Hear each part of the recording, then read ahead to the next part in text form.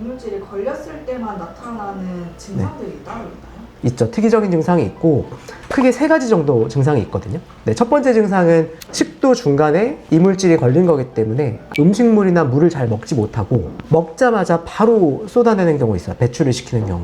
제가 지난 구토편에서 구토와 토출의 차이를 말씀드렸는데, 토출은 음식물이 체 위로 들어가기 전에 식도에 있던 것들이 밖으로 나오는 걸 토출이라고 말씀드렸는데, 식도 이물이 있을 때 대표적으로 토출 증상이 나올 수 있죠. 아이들이 먹으려는 의지는 좀 남아있는데 실제로 먹기도 하고, 목 넘김 반사라고 하는 연화 반사는 있어서 식도까지는 가는데 이물질에 막혀있는 식도 때문에 다시 밖으로 배출되는 현상. 그래서 물이나 음식물을 먹으면 구토가 아닌 토출을 해내는 증상들이 나타날 수 있습니다. 그리고 두 번째는 음식물을 먹지 않아도 식도 안에 있는 그 내용물들이 계속 지속적으로 밖으로 배출이 되기 때문에 거품토 같은 것들이 밖으로 계속 나올 수 있어요. 그리고 아이들이 계속 기침을 좀 할 수 있고. 세 번째는 식도에 이물질이 걸려있기 때문에 침을 안으로 삼킬 수가 없어서 지속적으로 침이 바깥쪽으로 흘러나오는 유연 증상이 생길 수 있습니다. 이러한 증상이 나타나기 전에 뭔가 걸릴 만한 음식물이나 이물질을 먹었던 병력이 있을 때 가장 의심을 하게 돼요. 그러면 가장 많이 걸려서 오는 음식이라고 하면 그런 네. 건 어떤 것들이죠? 압도적인 1위는 객검과 육포예요. 네, 이 2가지가 항상 제일 많습니다. 근데 객검은 원래 강아지 주라고 하는 맞아요. 근데 이제 아이들이 질겅질겅 씹다가 일정 부분 크기가 줄어들면 보호자님이 이거를 버려주시거나, 아니면 아이들이 질겅질겅 씹다가 아주 크기가 작아진 이후에 삼켜야 되거든요. 근데 씹다가 자기도 모르게 크기가 큰데 그냥 삼켜버리는 경우. 특히나 객검은 굉장히 좀 끈적끈적하잖아요. 그래서 그게 이제 위로 들어가지 못하고 식도 중간에 걸리는 경우가 많고, 육포 같은 경우에는 아이들이 워낙 좋아하니까 급하게 막 먹다가 충분히 씹지 않고 넘기는 경우가 많은 것 같아요. 그래서 크기가 큰 상태로 식도에 걸리는 경우가 많습니다. 세 번째는 저 개인적으로는 고구마가 제일 많았고, 그 다음에 크기가 큰 사과가 좀 많이 걸리는 것 같아요. 고구마 역시도 크기가 어느 정도 큰데 찐득찐득한 성상 때문에 식도 안에서 딱 걸리는 경우가 많은 것 같고, 사과 같은 경우에는 보통 주면 아이들이 이제 아삭아삭 씹어 먹는데 씹어 먹다가 크기가 큰 상태로 삼키는 경우에 또 걸리는 경우가 많이 있는 것 같습니다. 걸렸다고 판단이 되면은 사람은 네. 막 하임리법이라고 해서 팍 네. 해서 이렇게 사탕 같은 거 톡 빼게 하는 방법들 있잖아요. 네네네. 강아지들한테도 그런 게 집에서 해보는 걸 추천을 해주실까요? 하임리는 음식물을 먹다가 기도를 막아서 숨을 잘 못 쉬는 거를 밖으로 배출하는 방법이잖아요. 그러니까 이거는 엄밀히 말하면 식도 이물이 아니라 기도 이물인 거거든요. 그러니까 입 안에 들어가서 식도와 기도가 나눠지기 전에 그쪽에 이물이 딱 껴있는 경우, 대표적으로 연세가 많으신 어르신이거나 나이가 어린 아이들이 떡 같은 거를 넘기다가 체의 식도로 들어가지 못하고 기도를 막고 있는 상황, 그래서 호흡곤란이 생겨서 그걸 밖으로 배출하는 방법이 하임리거든요. 그러니까 엄밀히 얘기하면 기도 이물인 거지 식도 이물이 아닌 거죠. 물론 강아지들에서도 이러한 상황이 발생할 수는 있어요. 저도 경험도 있고, 저는 예전에 군대에서 군견 진료를 볼 때 군견이 훈련을 하는 공이 있거든요. 근데 그 공을 잡고 있는 끈이 있어요. 근데 그 끈이 끊어지면서 공만 남은 거예요. 근데 그걸 군견이 이렇게 짚다가 삼켜서 기도를 딱 막은 적이 있거든요. 그러니까 이럴 때는 하임리법이 강아지들에서도 필요하죠. 근데 제가 오늘 다루고 있는 주제는 식도 이물이고, 아까 제가 식도 이물의 3가지 증상을 말씀드렸는데 그 증상에 호흡곤란이 없어요. 강아지에서 이러한 증상이 있다면 하임리법을 사람과 같이 진행을 해주시는 것도 좋습니다. 근데 보통 이러한 이물이 기도를 막는 경우는 매우 드물어요, 강아지에서는. 그러면 식도 이물이 주로 어디서 발생하느냐를 제가 설명을 드려야 되는데, 제가 엑스레이를 좀 보면서 설명을 드려볼게요. 이건 강아지의 엑스레이고, 제가 화살표로 들어가는 이 부분이 기관이라고 하는 기도거든요. 숨을 쉬는 부분. 그리고 식도는 보통은 이렇게 지나가요. 요 위쪽으로 이렇게 지나가는데, 일반적으로 엑스레이를 찍었을 때 식도는 음식물을 먹은 상태가 아니기 때문에 수축이 되어 있어서 엑스레이 상에서 보이진 않습니다. 엑스레이 상에서 식도가 보인다고 하면 그 자체가 이상인 거예요. 그래서 여기 이제 후두덮개라고 해서 음식물을 먹으면 닫혀서 음식물이 식도로 넘어가게 하고, 숨을 쉴 때는 열려서 기도로 숨을 쉬게 하는 후두덮개가 있는데, 음식물이라던가 이물을 먹었을 때 이쪽 부분에 걸리는 경우, 후두덮개 위쪽을 막는 경우가 이제 대표적인 아까 말씀드렸던 하임리법이 필요한 경우죠. 근데 여기를 막는 경우는 저희가 보면 흔하진 않습니다. 대부분 이제 식도 이물이라고 하는 거는 들어가서 이 뒤쪽을 막는다거나, 혹은 각도가 꺾이는 흉곽 입구 부분, 혹은 심장 뒤쪽 부분에서 많이 걸려요. 제일 많이 걸리는 부위가 이렇게 3부위이기는 해요. 식도 이물의 경우에는 보통은 하임리히법이 필요한 호흡곤란이 동반되는 경우는 거의 없습니다. 왜냐하면 이미 그 뒤쪽 부분에 넘어가서 걸린 경우이기 때문에. 그럼 실제로 식도에 뭐가 걸렸을 때는 엑스레이 상에 어떻게?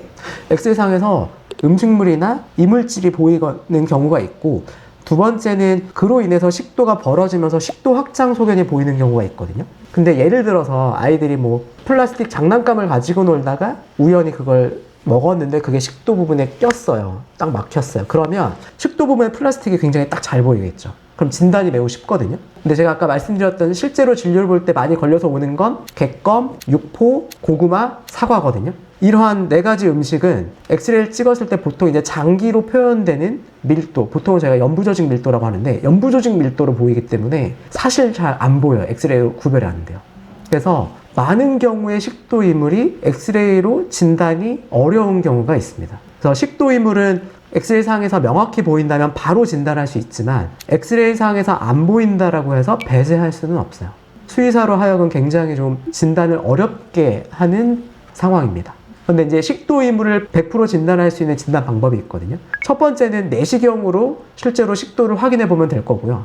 두 번째는 엑스레이의 원리이긴 하지만 3차원적으로 볼 수 있어서 식도 안쪽, 식도 내각을 볼 수 있는 CT 검사, 이 2가지 검사 중에 하나만 진행을 하더라도 식도 이물인지 아닌지는 뭐 사실상 100% 진단이 가능해요. 그런데 문제는 말씀드렸던 CT나 내시경은 대부분의 경우는 마취가 동반되는 검사예요. 그렇기 때문에 진단을 위해서 마취를 하는 거는 사실 쉽지는 않습니다.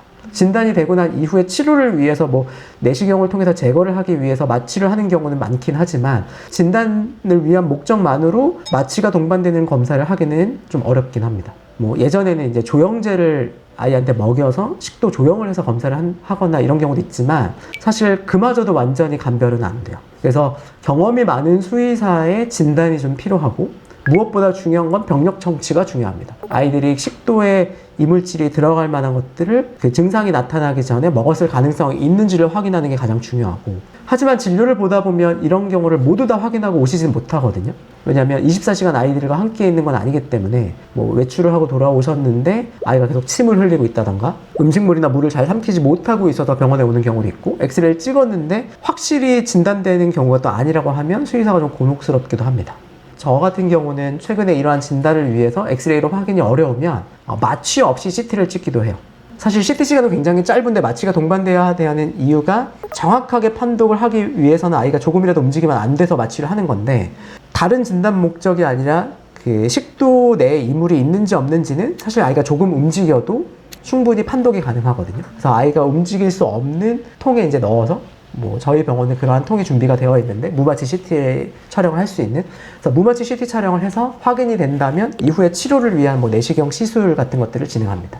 그러면 어쨌든 집에서 할 수 있는 방법이 거의 없다고 봐야 되겠네요. 식도에 음식물이라던가 이물이 걸리고 나서 당장은 제가 아까 말씀드렸던 3가지 증상만 나타나지만 시간이 오래 지나면 식도에 심각한 염증을 유발해서 식도 천공까지도 이어질 수 있는 매우 심각한 질환으로 이어질 수 있어요. 특히나 식도 천공이 되게 되면 식도 주변으로 음식물이나 그 내용물이 새어나가게 되면서 그 주변에 흉곽 안쪽에 염증이 생길 수 있고 종격동염이라던가 흉곽 내 염증으로 이어질 수 있는데, 이 부분은 매우 치료가 힘들긴 하거든요. 그래서 식도 이물의 핵심은 빠른 진단과 치료입니다. 그럼 빠르게 병원을 방문을 했다는 전제하에 네. 그럼 병원에서는 어떤 방법으로 이물을 제거를 하게 되나요? 상황에 따라서 치료법이 약간 달라질 수 있는데, 예를 들면 당일날 병원에 내원했다고 하면 비교적 안전하게 제거를 할 수 있습니다. 내시경을 통해서 제거하는 경우가 일반적인데, 소화가 되는 음식물이라고 한다면 좁은 식도 밖으로 위 안쪽으로 음식물을 밀어내는 것만으로도 빠르게 해소를 시킬 수 있어요.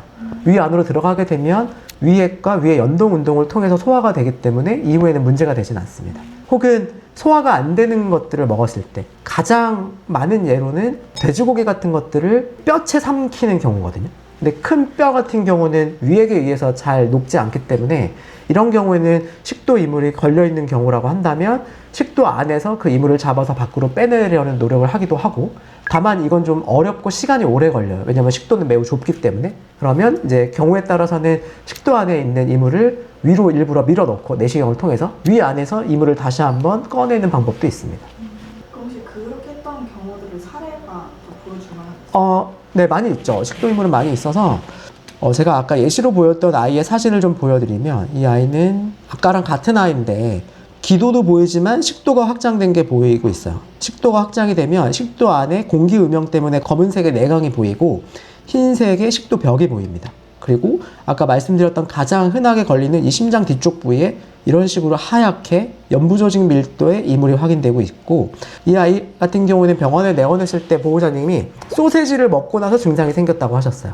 그래서 아마도 소세지일 거라고 생각을 했고, 내시경으로 들어가서 이 이물을 제거를 하는 방법이 밖으로 배출하는 방법도 있겠지만 밖으로 배출하려면 이 이물을 잡아서 밖으로 빼는 데 있어서 시간이 더 걸리고 어려울 수 있거든요. 그래서 간단하게 위 안으로 밀어넣는 것만으로도 치료를 했고, 당일날 치료 이후에 엑스레이를 보면 이런 식으로 이물이 제거된 거를 확인할 수 있습니다. 그리고 제가 진단이 좀 어렵다라고 말씀드렸는데, 이 아이는 보호자님이 외출하고 돌아오셨는데 침을 계속 흘리고 개워내려는 듯한 지속적인 거품토 그리고 오심 증상이 있다고 하셨어요. 그래서 엑스레이를 찍었는데 이 뒤쪽 부분이 이물이 의심되는 상황인데, 사실 아까와 같이 명백한 식도 확장이 있다거나 그 엑스레이 상에서 진단이 되는 경우는 아니었어요.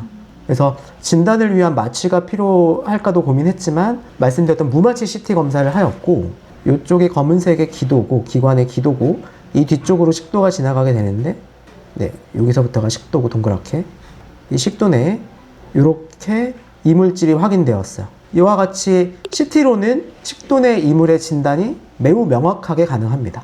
그래서 보호자님께 이 모습을 보여드리고 여쭤보니 이렇게 생긴 모양의 강아지 육포를 주고 계신다라고 하시더라고요. 그래서 아마도 육포를 끝까지 다 씹어 먹지 않고 크기가 큰 상태에서 넘겼을 거라고 생각이 되어서 이 아이도 마찬가지로 내시경을 통해서 이 이물질을 위 안으로 넣어주고 다음날 퇴원을 했습니다. 또 하나는 이제 돼지뼈 같은 경우, 이 아이는 최근에 저희도 좀 고생을 했는데, 왜 고생을 했냐면 진단은 매우 쉬웠어요. 돼지뼈니까 엑스레이에서 딱 보이거든요. 돼지뼈는 일반적인 개껌이나 그 육포에 비해서 훨씬 더 단단하기 때문에, 뼈 구조물이기 때문에 그 엑스레이를 찍으면 있어서는 안 되는 위치에, 식도 내 위치에 뼈가 명확히 보이거든요. 근데 왜 애를 먹었냐면, 제가 보여드리면 이해를 할 수 있는데, 위치가 경부 쪽 식도 넘어가자마자, 삼키자마자 딱 걸린 거예요. 언제 이게 걸렸냐고 보니까 여쭤봤더니 5일 전에 걸렸대요. 그러니까 5일 전에 아이가 돼지를 먹었고, 이후에 컨디션도 좀 떨어지고 밥도 좀 잘 못 먹고 했지만 하루 이틀 좀 지켜보시다가 정말 안 좋아져서 병원에 온 거죠. 식도벽이 굉장히 약하거든요. 거기에 이제 꽉 돼지뼈로 5일 동안 막혀 있었다 보니 이제 허혈적인 손상도 있고 외상도 좀 있었을 거예요. 그래서 이 부분을 제거했을 때 식도염이 남을 수 있고, 이러한 식도염이 식도 협착으로 이어지면서 장기 이후가 안 좋을 수도 있고, 혹은 이걸 빼다가 식도벽에 뚫리게 되면 매우 심각한 합병증의 상태로 넘어갈 거거든요. 그래서 저희가 굉장히 좀 긴장을 하고 들어갔어요. 그래서 실제로 저희가 이제 내시경을 통해서 제거를 목적으로 들어갔지만, 첫 번째는 이 상태에서 밖으로 빼는 게 너무 꽉 껴 있어서 쉽지 않았고, 그래서 일부러 저희가 이제 위 안에 넣었는데, 위 안에 넣으면서 보니까 식도 이물에 껴있던 위치의 식도가 너무 많이 손상이 되어 있는 거예요. 그래서 일단은 1차 수술은 내시경을 통해서 위 안으로 밀어넣는 데만 그쳤고, 아이가 영양 공급을 받아야 되는데 식도벽의 손상이 매우 심하니 저희가 이제 식도관이라고 해서 아이가 스스로 먹지 않고 저희가 외부에서 음식물을 넣어주어도 위 안으로 들어갈 수 있는, 식도를 그냥 통과할 수 있는 관을 설치해서 며칠 동안 영양 공급을 했어요. 그리고 나서 저희가 일주일 후에 식도벽의 상태를 확인할 겸 실제로 위 내에 있는 그 돼지뼈를 제거할 겸 다시 한번 마취를 진행하였고, 다행히 아이가 식도벽이 잘 회복이 된 걸 확인했고, 위 안에 있는 돼지뼈도 다시 한번 저희가 내시경을 통해서 제거를 했어요. 이렇게 치료를 한 경우도 있습니다. 진료를 보면서 얼마 되지 않은 식도 이물 진료 보는 거를 굉장히 선호해요. 왜냐면 아이가 굉장히 고통스러운 상황이고 해결되지 않으면 문제가 될 수 있는데 저희가 빠르게 해소시켜 줄 수 있거든요. 정말 뭐 마취 시간 5분 이내에 빨리 제가 해소를 시켜줄 수 있는데, 지금처럼 이렇게 며칠이 지나서 합병증이 있는 상태로 오게 되면 매우 위험할 수 있어요. 식도 이물이 의심되는 상황이 있다면 꼭 병원에 빨리 내원하시는 게 좋습니다. 그럼 지금 설명해 주신 내용들은 어쨌든 내시경으로 다 해결이 어떻게든 다 된 상황인 거잖아요. 맞아요. 네. 근데 내시경만으로도 해결이 안 되는 경우에는 어떻게 내시경으로 해결이 안 되는 경우라면 대표적으로 그 식도에 걸린 이물을 입 밖으로 빼거나 위 안으로 밀어넣을 수 없는 상황을 얘기하는 건데, 생각을 해보면 위 안에 이물 수술할 때는 개복 수술을 하거든요. 근데 식도 안에 있는 이물을 내시경을 통해서 제가 해결을 하지 못하면 그 다음 수술은 개흉 수술이 돼요.